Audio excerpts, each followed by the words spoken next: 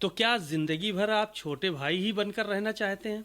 नहीं, बीच में और एक बड़े भाई आ गए हैं। हाँ। हमारे ओम प्रकाश राजभर भाई को भी मैं बड़ा भाई कहता हूँ। तो जो भी लोग बड़े सीनियर हैं, पहले से राजनीति करते हैं और जिसके पास मतलब एक मर्यादा रही है कि हम मर्यादा पुरुषोत्तम भगवान राम के आद बाल सखा निषाद राज के वंशज होने के नाते हम लोग मर्यादित रहकर काम करते हैं और मर्यादित रहकर हम लोग उसके लिए कष्ट भी सहना पड़ता है जिस तरीके से। तो जो परंपरा है उसके हिसाब से तो हमें भारतीय जनता पार्टी को बड़ा भाई इसलिए कि उनके पास बहुत कुछ देने भर का है, बड़ा काम करने के लिए है, बड़ा कुछ देने के लिए है, इसलिए उनसे बड़ा भाई कहते हैं। तो इसलिए अब छोटे भाई की भूमिका में है कि छोटा भाई हमेशा सहयोग करता है, अब बदले में बांध के 100 देता है तो 80 भाई से लेने की उम्मीद भी रखता है। तो इसलिए हम छोटे भाई के रूप में है और जब तक है तब तक है, चलता रहेगा। नहीं, तो वही कह रहे हैं हम, क्या छोटे भाई हमेशा आप बने रहना चाहते हैं? अब एक और आपसे बड़े भाई आ गए, ओम प्रकाश राजभर जी, वो भी बड़े भाई, उनको भी कहते हैं आप। और उन बड़े भाई को सबसे बड़े भाई ने बहुत कुछ दिया, उनको मंत्री बनाया, मंत्री बनाने के साथ साथ घोसी की लोकसभा की सीट भी दिया, उसके अलावा पंचायती राज जैसा बड़ा विभाग भी दिया, उसके अलावा अल्पसंख्यक कल्याण जैसा बड़ा विभाग भी दिया। तो ये मन में टीस नहीं होती है आपको कि खाली मछली दे दिया कि जाओ दाना खिलाओ मछली को? तो ऐसी टीस नहीं होती कभी मन में? क्योंकि आप तो भारतीय जनता पार्टी के पुराने साथी हैं और हमेशा छोटे भाई छोटे भाई, ये कब तक छोटे भाई का शोषण होगा? देखिए, हम जब इस राजनीति में आए हैं तो हम 30 के लिए नहीं, जीत के लिए आए हैं। और जीत का समीकरण बदलते हैं कि हमारे समाज का एक ही उद्देश्य हो, जो आरक्षण है। वह वो कैसे मिलेगा, कब मिलेगा, वो एक मतलब गर्भ में है, लेकिन उसकी जो बिसात है, जो सिस्टम है आरक्षण का, वो हमारे लोगों के अंदर जो है कि जो आरक्षण की बात करेगा, जो इस पर पहल करेगा, उसके हम साथ रहेंगे। और जो इस पर भेदभाव करेगा उसका हम लोग उससे वो निश्चित रूप से आरक्षण के साथ जो भेदभाव किया, चाहे वो कांग्रेस ने किया, चाहे सपा ने किया, बसपा ने किया, उसका साथ छोड़ दिया। और देखिए आज उनका कहाँ है। तो ये जो हमारा मुद्दा समाज के लिए है, ये सीट जीत और जो भी है चल रहा, तो ये मंत्री बनना और मंत्रालय मिलना, चाहे वो विधायक बनना, तो ये आरक्षण का जो विषय है वो लोकसभा, विधानसभा, विधान परिषद, राज्यसभा से। तो चूंकि हमारा मामला अनुसूचित जाति के जो संविधान में लिखा हुआ आरक्षण है, जो अभी लेटेस्ट न्यूज है कि वो इनकी पिछली सरकारों ने इनकी फाइलें गायब कराई, हमारी सरकार ने उसे लिख कर दिया और ऐसे कुछ मंत्रियों के खिलाफ मुकदमा भी लिखवाया।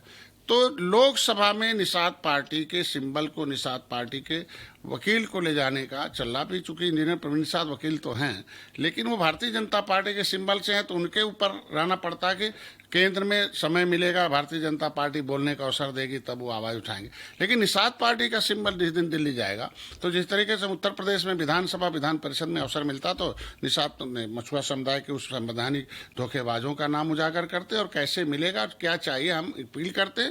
और विधानसभा में जो आवाज़ उठती है विधान परिषद में, तो उस पर कार्रवाई भी होती है। तो चूंकि अनुसूचित का मामला दिल्ली से, इसलिए हमारी एक उम्मीद हमारे समाज का कि निषाद पार्टी इसीलिए बना है कि पहले तो संविधान में मिला हुआ हक अगर लेदरमैन ने लिया, वासरमैन ने लिया, तो फिशरमैन उनसे ज़्यादा गुना 18% आबादी आज नहीं कल बड़े भाई के साथ धीरे धीरे हम राजनीति सीख कर जिस तरीके से बहुजन समाज पार्टी के लोग भारतीय जनता पार्टी के साथ सत्ता में आए रहे और अपने समस्याओं का समाधान किया, उसी तरीके से निषाद पार्टी भी अपनी समस्याओं का समाधान। आपको दुख होता है? नहीं, हमें तो खुशी इसलिए बात होती है कि किसी दुख हम दूसरी चीज के लिए कह रहे हैं कि आप इतने लंबे समय से जुड़े हुए हैं। कितने % है निषाद समाज उत्तर प्रदेश में? हमारे अभी तक की 2001 में जनगणना हुई, 2011 में जो जातिगत जनगणना भले नहीं आउट हुआ, लेकिन जो सीबी बिंद उसमें थे, डीएस बिंद, तो उसमें उन्होंने आंकड़े दिए हैं।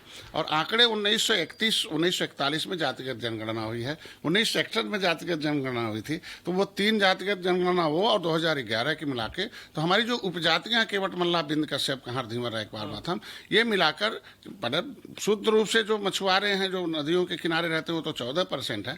लेकिन जो और जातियां हैं, जैसे सिंघाड़े हैं, रैकवार है, बाथम है, वो मिला के 18% होते हैं। इतनी ज़्यादा आबादी है, तो दुख तो इस बात का है कि इतनी बड़ी आबादी और खाली मछली आपके पास में, आपको लगता नहीं है 3% आबादी और राजभर समाज की, 3% मात्र उत्तर प्रदेश में वोट, और ओम प्रकाश राजभर अपने सिंबल से चुनाव भी लड़ेंगे।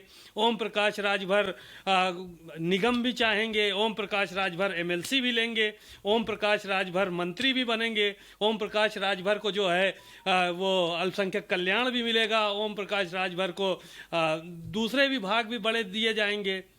तो ये नहीं लगता है आपको कि 18% जिसकी आबादी है उसको खाली मछली में संतोष करना पड़ेगा, और जिसकी आबादी 3% है वो इतना बड़ा सब कुछ ले जाएगा?